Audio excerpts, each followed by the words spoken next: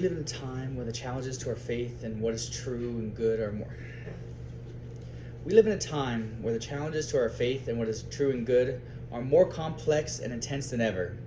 Because of this, I wanted to invite you to what I consider my most important hobby, one that I participate in every week without fail. That is the traditional Latin Mass. I love the Latin Mass because it reminds me that worship isn't about us, it's about God. It's not performance, it's not convenience, it's reverence. Every movement, every silence, every word said or prayer whispered is designed to reflect something sacred. It doesn't cater to us, it calls us higher. That's why it's important to me. That's why I'm here to ask you to attend the Latin Mass with me. And not just once.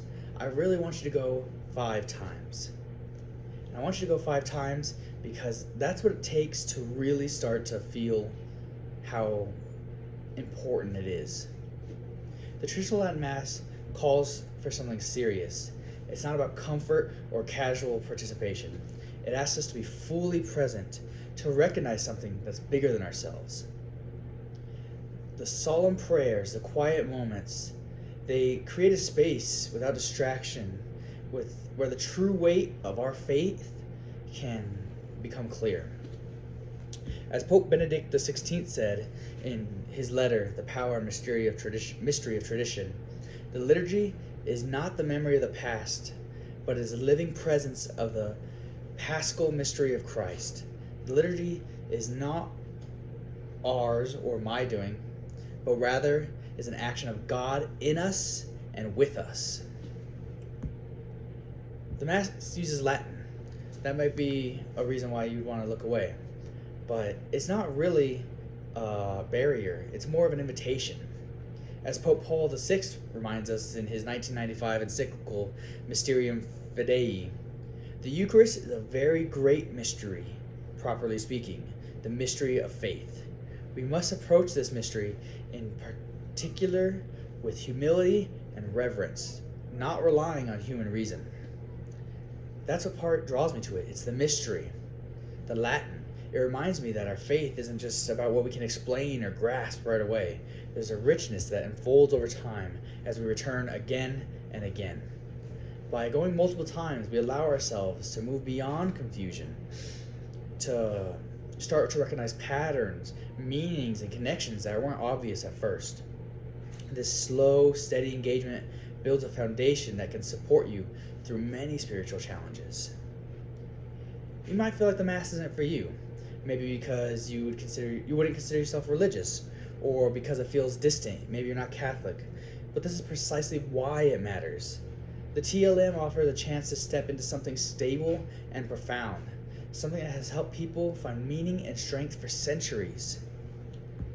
Scott Hahn, a theologian and Catholic apologist, wrote in The Lamb's Supper, his book, "The Mass is the most important and beautiful thing this side of heaven. It is an encounter with the living God. It's rooted in thousands of years of tradition." So even if you come with questions or doubts or just pure skepticism, this experience can open a door. It's a moment to encounter faith in a way that's both honest and challenging. No shortcuts or distractions. And that's important in your faith. Faith is more than words or feelings. It's a commitment to living truthfully, a promise to God. The traditional Latin Mass invites you into this commitment. So if you want to attend with me, I go to the San Ignacio Church by Albuquerque High. Or you can also go to the historic San Isidro Church in Santa Fe. That's the 2 places in New Mexico where the Mass is offered in Latin. So I want to leave you with this. Attend the Latin Mass 5 times. That's what it takes. Give yourself a chance to let it speak. Let it deepen your sense of reverence and let it quiet your mind. Let it teach you that stillness and beauty is good for your soul. Also remember that the spiritual forces that work against good, they exist, And the Latin Mass isn't about just reverence, it's about preparation. Not for physical conflict, but for the kind of eternal clarity and strength that we need to resist temptation, despair, and lies.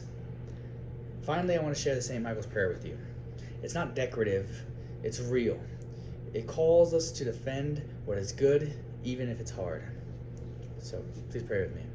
St. Michael the Archangel, defend us in battle. Be our protection against the wickedness and snares of the devil.